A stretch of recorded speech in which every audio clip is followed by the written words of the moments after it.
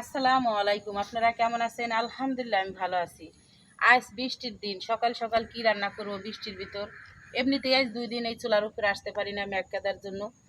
আমি আজকে রান্না করব মুরগি দিয়ে খিচুড়ি রান্না করব। সেই খিচুড়ি রান্না করার জন্য দেখেন এখানে নিয়ে আসি আমি, এখানে মুগ ডাল চাউল ধুয়ে নিছি, এখানে মুরগির মাংস, পেঁয়াজ, কাঁচামরিচ, আদা রসুন বাটা, সব ধরনের খিচুড়ি রান্না করার যা লাগে সবই আছে এখানে। আপনারা আমার সাথেই থাকুন। এখন আমি আগুনটা ধরিয়ে নেই, চুলাটা জ্বালিয়ে দেব। বিসমিল্লাহ। এখন দিয়ে দেবো 2টা তেজপাতা, 3-4টে এলাচ। এখন দিয়ে দেবো পেঁয়াজ, কাঁচামরিচ।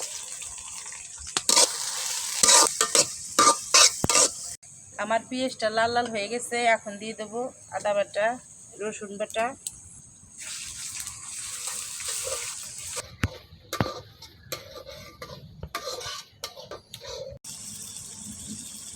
জিরার গুঁড়া দিয়ে দিলাম। এখন দিয়ে দিলাম হলুদের গুঁড়া। এখন দিয়ে দেবো লবণ।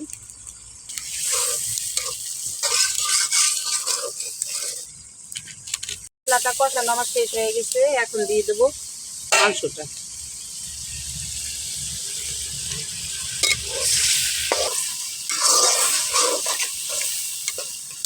হালকা করে মরিচের গুঁড়া দিয়ে দেবো একটু, হালকা একটু মুরগির মশলা দিয়ে দিলাম। মাংসটা প্রায় কষানো শেষ। এখন চাউলটা দিয়ে দেবেন।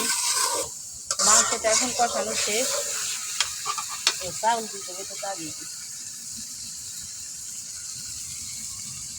চাউলটা দিয়ে দেবে।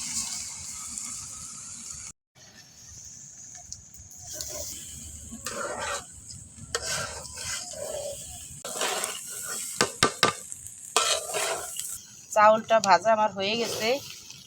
এখন পরিমাণ মতন পানি এখানে আমি দিয়ে দেবো।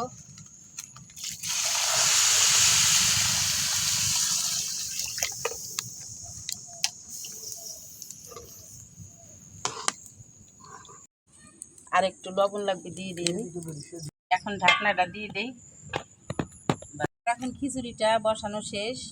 খিচুড়িটা হতে তালে থাকুক। আর আমার মেজো মেয়ে খাইতে চাইছে খিচুড়ির সাথে কচুর পাতা ভর্তা। এই জন্য এখন কচু পাতা আমি আনতে যাব। আমার সাথে থাকুন, একটা কচু পাতা নিয়ে আসি।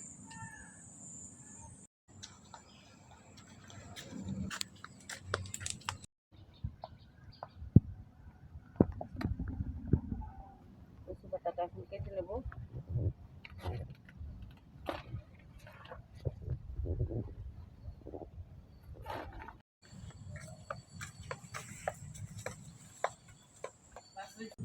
এখন দিয়ে দেবো হালকা বিরিয়ানি মশলা। 1 চামচ বিরিয়ানির মশলা দিলে অনেক মজা হয়, এই কারণে 1 চামচ দিয়ে দেবো এখানে। এখন দিয়ে দেবো গরম মশলার গুঁড়ো।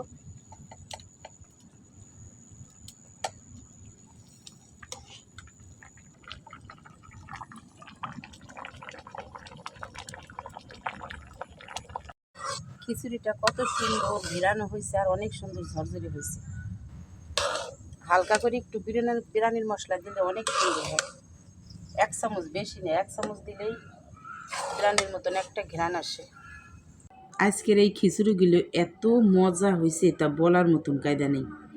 মানে একদম ঝরঝরে নেয়, একটার গার সাথে আর একটা লাগে নাই।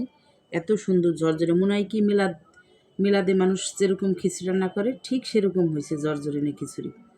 মুরগি দিয়ে খিচুড়িটা রাঁধছি, অনেক মজা হয়েছে, অনেক অনেক। বিসমিল্লাহ।